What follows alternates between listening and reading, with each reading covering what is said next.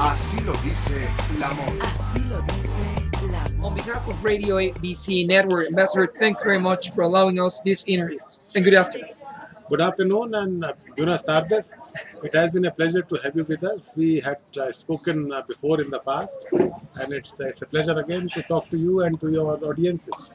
Ambassador, it is well known that your tenure in Mexico will end on the oncoming July. Tell us, please, starting on February the 25th, what were the main accomplishments of this tenure, Ambassador? That's a difficult question. What are the main accomplishments? You are asking me to boast about what I achieved. I think I would not, well, there are landmarks, there are goalposts. Like we set up an Indian Cultural Center. There was none. There was not even a proposal or an idea before I came here. But the India-Mexico trade is growing very fast. This year, for example, it is growing by more than 50%. But rather than talk about specific goals or achievements or accomplishments, let me say that India-Mexico relations today are, in my perception, in my assessment, much more positive, much stronger. They were already very strong and positive when I came here, and that made my task easier. But I think there is a political desire on both sides to advance the relations further. I have been talking about it everywhere, including in my speech today. The two countries have so much in common. There is so much complementarity between the two countries that we really have to be working together, and both countries want to do it. And that makes my task easier. But my main task has been the facilitator of bringing the two together in this process. Ambassador, on the eve of the G20 summit meeting, which will be held in Mexico on June, what do you consider are the main expectations for your country in regarding to this oncoming G20, as which I told you will be held on Los Cabos, Baja Sur on June?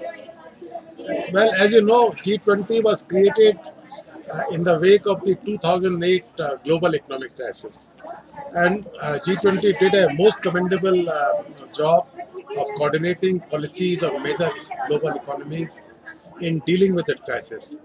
Now, unfortunately, that crisis has evolved into several other manifestations in different parts of the world. And since we live in an interdependent, globalized world, if one part of the body is hurting, then it somehow impinges on the other parts also. So the result is that there is a scare, there is a fear in the world economy everywhere about what is happening in Europe, what is happening in the US, and it is already making its impact on other economies. The situation is not yet under control, and that's why G20 is actually, in my opinion, the single most important forum today in the world. It has a huge responsibility. It is doing a good job. It's not easy to coordinate policies of 20 different countries in a single forum, but they have done it in the past when they dealt with the 2008 crisis. And surely they can do that. There is a political will. Now, Mexico hosting this summit is important because Mexico has a very, very impressive track record of multilateral diplomacy. They have been very successful. They have some of the most accomplished diplomats. I personally witnessed in COP16 in Cancun in December 2009 how they brought it to a successful conclusion against odds. It was a difficult situation, and so I would say the biggest expectation is that Mexico is boosting it, Mexico is coordinating it, and we expect that there will be some positive, useful results for the global economies. Ambassador, how do you explain the basis of India's economic merger? Okay, as I said, or ultimately the basic cause or basic root cause for the India's economic growth more than in the past is the people of India. Now you can ask me that the people of India were there even earlier. What happened? What happened was that we were under colonial rule for almost 2 centuries, and that impoverished several essential institutions of the country. It took us some time to find our feet after the independence, to get a momentum, and I think certain policies facilitated. I think information explosion in the world, mass introduction of television in India, it brought to people the reality of the world where India stood vis-a-vis the other countries of the world. And it helped unleash uh, Indian people's innate, natural, entrepreneurial talents and energies. Apart from that, the government came forward with certain important reform policies which are very important to catalyze and facilitate the process. The end of the Cold War was also a factor because it released tensions. It provided a more conducive environment for economic growth for India. So a number of factors combined. There is not one single thing. But if you ask me to say one single thing, I would say the people of India. And one single factor that happened was the mass introduction of television. Ambassador, why does this world widest democracy proceed with the openness before the world, openness of your country? How did you proceed step by step? I think one has to appreciate that India, as an ancient culture, as an ancient civilization, has certain very deep-rooted values. Democratic values is a part of that. It may sound a little paradoxical because India, like most other lands in the world, earlier were ruled by kingdoms and kings and princes. But I think there has always been an innate urge among the people of India, and many people do not know that about 2,000 years ago there was the first democratic kingdom in India, uh, in Vaishali, which was actually a democracy. The ruler was elected. People do not know this outside India. Even in India, perhaps many people do not know this. So there is always a cultural tradition of openness, of transparency, of democracy, uh, and such values in India. Tolerance, pluralism, uh, these have always been part of India's cultural traditions.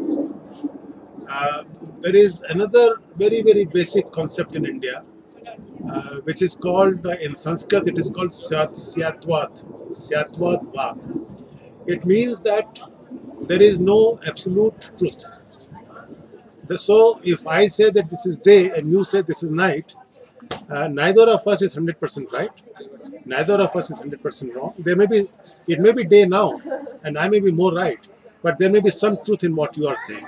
So I should not dismiss what you are suggesting just like that, and I should pay respect to what you are saying and why you are saying that. That means you should respect other people's opinion. That means that is the root of democracy, openness.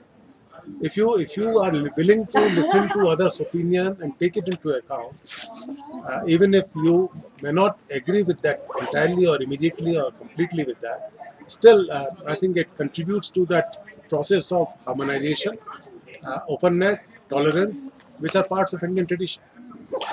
Let us talk to our audience, Ambassador, if you don't mind, about the main principles of India's today's foreign policy. Uh, India's foreign policy, the most important thing is we want to have friendly relations with all countries of the world, in particular in our neighborhood, but in particular does not mean only in the neighborhood, with all countries of the world. Our approach has always been to build more friendly relations based on understanding, cooperation, and that's why we have several programs. Even when we were a poor country, we started a program of India Technical and Economic Cooperation in the 50s, when we were a much poorer country than what we are now. And we have always been willing to share India's expertise and experiences with other countries, with less fortunate. So this desire to have friendly relations, cooperation with all, uh, mutual respect, equality, uh, peaceful coexistence, peaceful resolution of disputes. It has all been part, and these all stem from India's culture and civilization. These are not the values which we brought from outside and imposed on India. These have always been part of India's traditions. That's why our foreign policies roots really come from India's civilizational values. Ambassador, two more questions and it will be over. What are the advantages from India as a multicultural and religious society? I think if you have two pieces of cloth, one is plain grey, the other has many patches of different colors. I think, as they say, beauty lies in the eye of the beholder. Now, some people might think plain grey is very beautiful, but I think my feeling is that most of us would like to see that colorful cloth, even if there may not be exactly a pattern, a systematic pattern in that. India is more like that. We are colorful, we have great diversity. In fact, I dare say that India is the most diverse country in the world in every aspect, looks, food, languages, religions, culture, everything. And we are extremely proud of that. We call it our composite culture. We call it unity in diversity. And I think I cannot imagine India existing and surviving otherwise. It has always been part of India, and I think that is what makes India India. Any future comment, Ambassador, you might like to add for this ABC Radio Network?